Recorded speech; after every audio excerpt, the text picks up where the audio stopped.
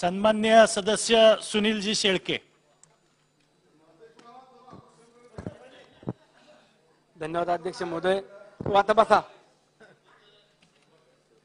2023-24च्या वार्षिक पुरवणी मागण्यांवरती चर्चा करण्याकरता आणि माझं मत मांडण्याकरता या ठिकाणी उभा आहे. अध्यक्ष महोदय, उद्योग विभाग बाब क्रमांक 229 पान क्रमांक 142. खरं तर अध्यक्ष महोदय, पुणे जिल्हा हा उद्योग नगरीचा जिल्हा म्हणून राज्यामध्ये ओळखला जातो. पिंपरी चिंचवड खालोखाल खेड तालुका असेल आणि त्यानंतर तळेगाव मावळ तालुका, या तालुक्यांमध्ये शेकडो उद्योगपती येऊन व्यवसाय करतायत. मोठमोठ्या इंडस्ट्री देखील उभ्या आहेत आणि इंडस्ट्री आली पाहिजे, उद्योग उभे राहिले पाहिजे, स्थानिक भूमिपुत्रांच्या हाताला काम मिळालं पाहिजे, ही सर्वांचीच अपेक्षा आहे. आणि याकरता सरकार देखील सातत्याने प्रयत्न करत असतं की वेगवेगळ्या भागातले परदेशातून आपल्या राज्यामध्ये कशा पद्धतीने उद्योग येतील याकरता देखील प्रयत्न करत असतात.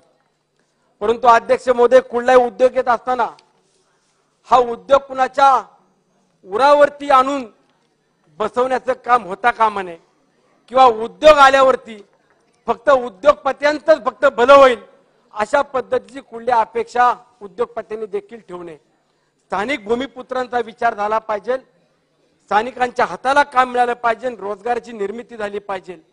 आणि ह्या भावनेतून अध्यक्ष महोदय, माझी सरकारला विनंती आहे की गेल्या अनेक वर्षापासून माझ्या निगडे कलाट पोळेवाडी या भागातली इंडस्ट्री होणार, त्या ठिकाणी उद्योग येणार अशा पद्धतीने सांगितलं जातं. 2017 पूर्वी या भागातील जमिनीवरती MIDCने शिक्के टाकण्याचं काम केलं आणि जवळपास आज 8-9 वर्ष होत आलेत की या भागामध्ये ना उद्योग येत आहेत, ना स्थानिक शेतकऱ्यांना त्यांच्या जमिनीवरती कुठला व्यवसाय देखील किंवा उद्योग करता येतोय. की ज्या भागामध्ये इको सेन्सिटिव्ह सारखा झोन केंद्राकडनं काही वर्षापूर्वी घालण्यात आला आणि अशा भागामध्ये इको सेन्सिटिव्ह आपल्या भागातला निघला जाईल आणि त्या ठिकाणी उद्योग येतील असं देखील सांगितलं जातं. मागच्या काळामध्ये आम्ही सांगायचो सरकार आपलं नाहीये, केंद्रामध्ये सरकार दुसरं आहे, राज्यात दुसरं आहे. आता राज्यातही आपलं सरकार, केंद्रातही आपलं सरकार आहे. मग आता आम्ही स्थानिक भूमिपुत्रांना काय उत्तर द्यायचं हा देखील प्रश्न आमच्या समोर उभा आहे. म्हणून अध्यक्ष महोदय, माझी मागणी आहे की येणाऱ्या काळामध्ये लवकरात लवकर निगडे कलाट या भागातील इको सेन्सिटिव्ह निघण्याकरता राज्य सरकारने देखील पुढाकार घेतला पाहिजे, उद्योग विभागाने पुढाकार घेतला पाहिजे.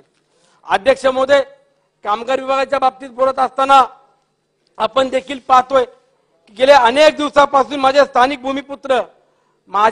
भूमिपुत्र म्हणत असताना फक्त मावळ तालुक्यातले नाही तर संपूर्ण राज्यभरातले आहेत. कुणी सांगलीचा आहे, कुणी सोलापूरचा आहे, कुणी कोकणातला आहे, कुणी विदर्भातला आहे. अशा स्थानिक भूमिपुत्रांपैकी जवळपास 882 भूमिपुत्र हे आम्हाला जर जनरल मोटर कंपनी जाणार असेल आणि नव्यानं हुंदाई कंपनी येत असेल तर आमच्या हाताला काम द्या, आम्हाला रोजगार द्या. जवळपास अध्यक्ष महोदय, आज 71वा दिवस आहे की माझे स्थानिक भूमिपुत्र आंदोलन करतायत. मी सदनामध्ये सरकारचं अभिनंदन करत असताना ज्या ठिकाणी चांगलं आहे त्याचं कौतुक करेल, पण ज्या ठिकाणी आम्हाला विरोध वाटेल त्या ठिकाणी विरोध देखील करेल.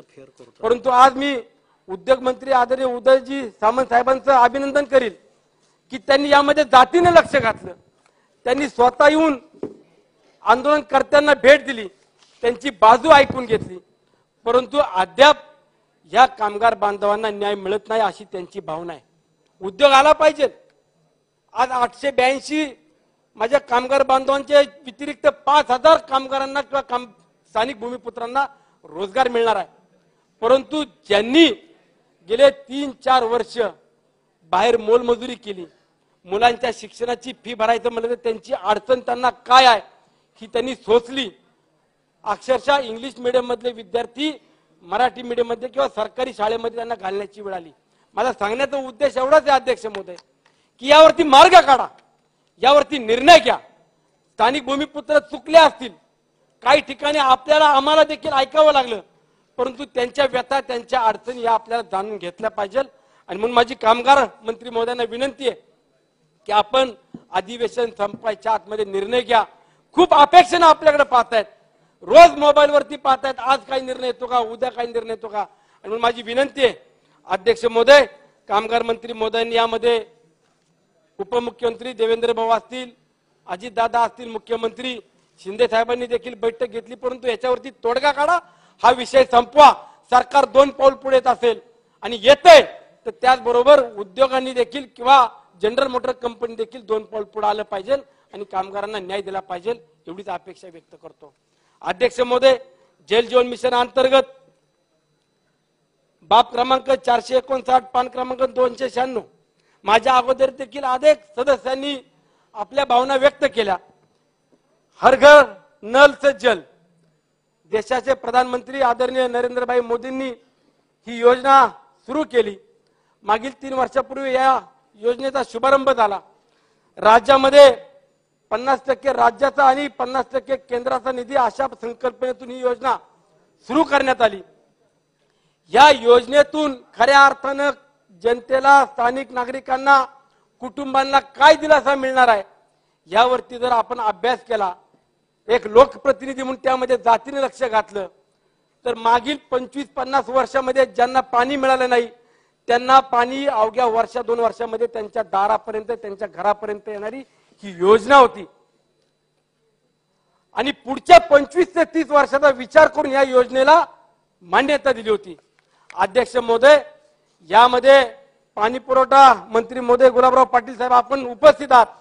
माझी कळकळीनं तळमळीनं विनंती आहे की ज्या माय माऊलीनं आम्हाला निवडून दिलं, ज्या अपेक्षेनं आम्हाला या सदनामध्ये पाठवलं, त्यांची अपेक्षा एवढीच होती की आमच्या डोक्यावरचा हंडा उतरव, आमच्या दारात पाणी दे, एवढीच अपेक्षा. आणि अध्यक्ष महोदय, महत्वाचा विषय मांडतोय अध्यक्ष महोदय, शेकडो कोटी रुपयाचा निधी सरकारनं आम्हाला योजनेकरता दिलाय. आणि या योजना होत असताना अध्यक्ष महोदय, जर एखादा फडतूस ठेकेदार येऊन सांगत असेल की आम्ही खालच्या पंचायत समितीच्या अधिकाऱ्यापासून तर मंत्रालयापर्यंत टक्केवारी वाटतो, आम्हाला कसं काम करायचं आमच्या हातात आहे, ही जर भाषा कुणी वापरत असेल आणि त्याची मनमानी करत असेल तर आपल्याला याच्यावरती गांभीर्याने लक्ष द्यावं लागेल. अध्यक्ष महोदय, या योजना होत असताना अध्यक्ष महोदय, या योजना होत असताना उद्या तर लक्षवेधी घेतलीच पाहिजे. आम्ही सांगितलेली की या योजनेमध्ये सरकारनं पाहिजे तेवढा पैसा निधी दिलेला आहे. आणि याच्यामध्ये भ्रष्टाचार कसा होतो तर फक्त पाईप 500 मीटर आणून टाकायचा, 800 मीटरचं बिल टाकायचं आणि पैसे घेऊन जायचे. 3 फुटाच्या पाईपलाईन खोदकाम करायच्या ऐवजी 1 फुटाचं 1.5 फुटाचं पाईपलाईन खोदायची, पाईप टाकून गाडून मोकळं व्हायचं. टाकीचं कॉन्क्रीट काय क्वालिटीचं माहित नाही, एसटीपी प्लॅन कशा पद्धतीने माहित नाही. अध्यक्ष महोदय, माझ्या मावळ मतदारसंघामध्ये मला सांगायला अभिमान वाटतो, सगळ्यात लवकर पाणी योजना आम्ही मंजूर करून घेतल्या. पण मंजूर करताना सदनामध्ये जबाबदारीने सांगतो की अधिकाऱ्यांना सुद्धा टक्केवारी आम्ही सुद्धा द्यायला, अधिकाऱ्यांना काहींना द्यायला भाग पडावं लागलं, पर्याय नव्हता, कारण हलत नव्हते. काही थर्ड पार्टी एजन्सीला आम्हाला अध्यक्ष महोदय जबाबदारीने सांगतो, काही ठेकेदार किंवा काही ठिकाणी एजन्सीला आम्हाला अपॉइंट करावं लागलं डीपीआर तयार करण्याकरता, आणि मग त्यांनी डीपीआर तयार केले. सांगायचा उद्देश एवढा अध्यक्ष महोदय, ह्या योजना होत असताना जर एका मतदारसंघामध्ये 300 कोटी 400 कोटी रुपये ज्यावेळेला येतात त्यावेळेला त्या योजना देखील पूर्ण होतात का आपण पाहायला पाहिजे. आज माझ्या मतदारसंघामध्ये जवळपास 114 योजना मंजूर केल्या, त्यापैकी 27 योजना फक्त अवघ्या पूर्ण आल्यात. आणि कालावधी संपून 6 महिने पूर्ण होऊन गेले तरी आमच्या इकडच्या योजना पूर्ण नाहीत. फक्त अधिकाऱ्याने बसायचं, 2-5 हजार रुपयाचा दंड आकारायचा, 4 महिने मुदत वाढ, तू पुढे लढत राहा. इकडे भ्रष्टाचार करायचा, टक्केवारी घ्यायची, बिलं काढून द्यायची. ठेकेदार आणि अधिकारी यांच्यावरती आपण तात्काळ चौकशी करून कारवाई केली पाहिजे. ही योजना पुढच्या 25-30 वर्षाचा विचार करून जर केंद्राने आणि राज्याने केली असेल तर त्यामध्ये आपण गांभीर्याने दखल घेतली पाहिजे. अध्यक्ष महोदय, यामध्ये सरकार किंवा लोकप्रतिनिधीचा दोष नाहीये, कारण आमच्या कुठे सह्याच नाहीयेत. जे सह्या करतात ते अधिकारी करतात, आणि त्यामुळे अधिकाऱ्यांचं काय चाललं कुणाला माहित नाही. उद्याच्या काळामध्ये अध्यक्ष महोदय या बाबतीत आपण गांभीर्याने लक्ष द्या. मंत्री महोदय, आपण देखील यावरती थर्ड पार्टी ऑडिट करावं. प्रत्येक मतदारसंघातल्या पाणी योजनेवरती थर्ड पार्टी ऑडिट करा. तुम्हाला सत्यता काय आहे, दूध का दूध पाणी का पाणी होऊन जाईल. माझी विनंती आहे या निमित्तानं की येणाऱ्या काळामध्ये जल जीवन मिशन अंतर्गत पाणी योजनेला आपण लवकरात लवकर थर्ड पार्टी ऑडिट करून चौकशी करावी. अध्यक्ष महोदय, शेवटचा मुद्दा घेतो. ऊर्जा संदर्भामध्ये सांगताना मी सांगितलं अध्यक्ष महोदय, बाब क्रमांक 230 पान क्रमांक 143 माझ्या अंदरमावळ परिसरामध्ये जवळपास 40 ते 45 गावं येतात. त्या भागातला फिडर 25-30 वर्षापूर्वीचा फिडर आणि त्या फिडरवरती वाड्या पाड्यांवरती जी काही लाईट आपण दिलेली आहे त्याची आज परिस्थिती पाहिली अध्यक्ष महोदय तर लाईट कधी जाईल आणि कधी येईल आणि किती तास बंद पडेल हे सांगता येत नाही. म्हणून अध्यक्ष महोदय माझी विनंती आहे, माझा अंदरमावळ असेल, कामशेट नाणेवरून जाणारा फिडर असेल, त्याचबरोबर पवन मावळातला देखील परिसर, सोमटण्यावरून आडले गावाकडे जाणारा फिडर असेल, या फिडरवरती नव्यानं पुन्हा एक चांगल्या पद्धतीनं निधी देऊन त्यामध्ये वाढ करून द्यावी. अध्यक्ष महोदय, बऱ्याच भागामध्ये पाहतो आपण डीपी चोरीला जाते.